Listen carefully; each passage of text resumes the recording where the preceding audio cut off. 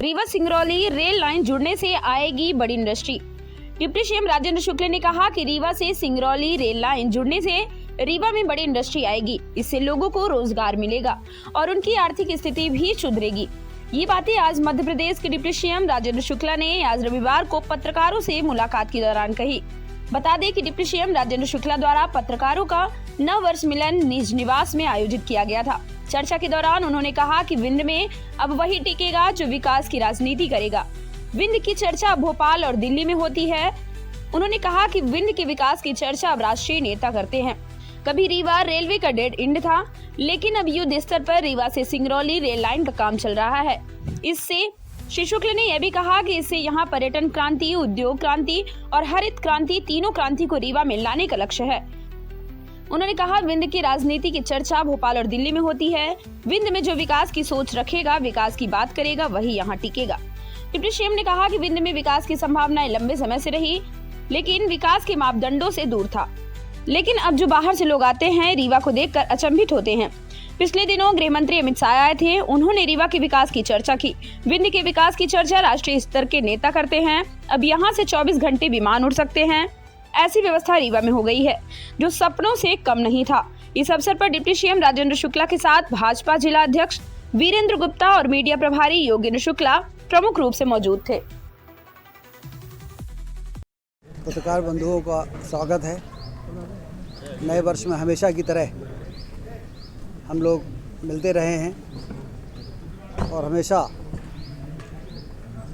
की तरह आप लोगों का एक ही सवाल रहता था, पिछले वर्ष में क्या पूरा हुआ और अगले वर्ष के क्या लक्ष्य हैं। रीवा ले जाना चाहते हैं, काहे की राजनीति करते हैं, व्यापारी के तौर पर राजनीति करते हैं। समदड़िया को आपने जमीनें दी, ऐसे एलिगेशन कांग्रेस के द्वारा लगाए देखिए, जब कांग्रेस की सरकार बनी थी, आप लोगों को ध्यान होगा, इस तरह के गैर जिम्मेदाराना बयानों के बाद जब उनकी सरकार बन गई बड़े मुश्किल से, तो हमने कहा था कि अब बन गई तुम्हारी सरकार, करा लो जांच। यदि किसी को ज़मीन देने की स्थिति किसी की होती है, ये भ्रम फैलाने के लिए तो ठीक है, लेकिन यदि वास्तव में यदि होती है तो जांच करा लो। और सुई के नोक के बराबर भी यदि कोई गड़बड़ी पाई जाएगी तो मैं विधायकी तो छोड़ो, राजनीति छोड़ दूंगा। उसके बाद वो सब अंदर बिल में घुस गए। एक नया एलिगेशन आपके ऊपर उन्होंने लगाया है कि आप शहडोल और अनूपपुर का तो दौरा किए, लेकिन रीवा के जो सामुदायिक स्वास्थ्य केंद्र हैं, जैसे यदि आप सिरमौर चले जाएं और अन्य तो वहाँ का आप दौरा नहीं करते, ना ही आप संजय गांधी अस्पताल साइड नहीं जा रहे हैं, ऐसा उनका एलिगेशन है। संजय गांधी अस्पताल में जब वो सब सोते रहते तब हम जाते हैं। और बाकी अब हुई थी, उसको लेके उन्होंने प्रेस रिलीज किया कि मतलब लोगों की जान के साथ खिलवाड़ किया गया, इस टाइप की। कैसे आप देखिए, वो तो बहुत ही दुखद घटना हुई है और स्वाभाविक है कि सत्ता पक्ष और विपक्ष सभी दुखी हैं अपने अपने तरीके से। सरकार, मुख्यमंत्री तो तत्काल पहुंच गए, वहां पर जाकर भागीरथों अस्पतालों में गए, सारी व्यवस्थाओं को दुरुस्त करने के लिए निर्देश दिए। फिर भोपाल आके वीडियो कॉन्फ्रेंसिंग करके पूरे प्रदेश के कलेक्टरों से और नगर निगम के कमिश्नर और नगर पालिका नगर परिषदों के जो सीएमओज हैं उनसे बातचीत करके और सभी को कहा कि भाई सभी चीज़ें चेक करिए और इस प्रकार की लापरवाही या दुर्घटना की पुनरावृत्ति ना हो।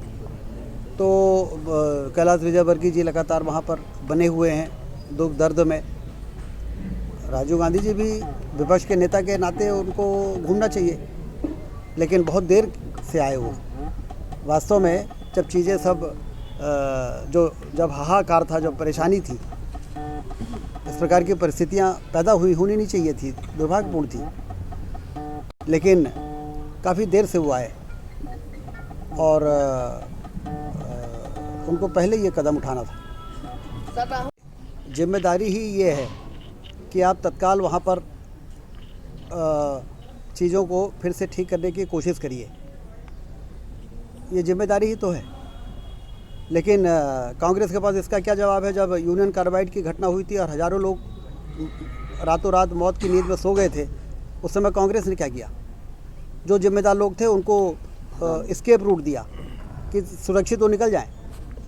क्या आप कल्पना कर सकते हैं कि मोदी जी होते उस समय और इस प्रकार की कोई घटना होती तो यहाँ से कोई निकलना तो दूर रहा, यदि बाहर होता तो उसको पकड़ के यहाँ लाते।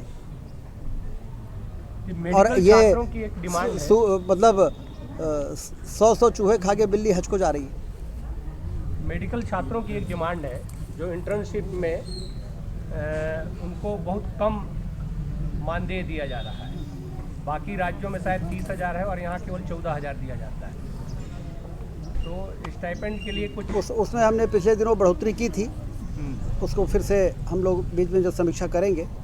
अभी हमने एक महत्वपूर्ण काम किया है, क्योंकि पीजी वालों की बढ़ा दी गई है, लेकिन इनका ये जो बॉन्ड करते हैं, जी जी बॉन्ड इनको सिर्फ मेडिकल कॉलेज के अस्पतालों में ही अलाउड था। कम्युनिटी हेल्थ सेंटर जहाँ पे डॉक्टरों की कमी है, सिविल अस्पताल जहाँ पे डॉक्टरों की कमी है, वहाँ पर ये लोग जो संविदा में रखते थे वो 59,000 था। तो वहाँ पर हमने ये निर्णय किया है कि यदि पीजी करने के बाद डॉक्टर ग्रामीण क्षेत्रों में जाएंगे तो उनको 1.25 लाख रुपए मिलेगा।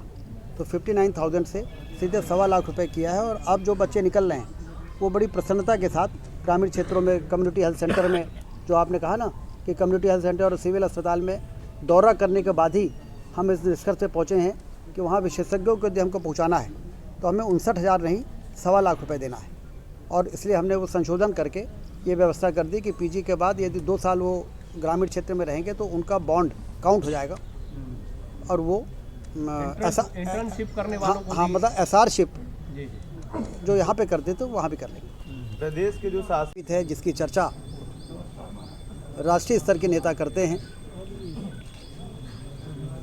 24 घंटे वायुयान उड़ सके इसकी व्यवस्था हमारी रीवा में हो गई। ये कोई सपने से कम नहीं था। कोई बड़ा प्लेन रीवा में उतरेगा, चाहते तो सब थे, लेकिन भरोसा किसी को नहीं होता था।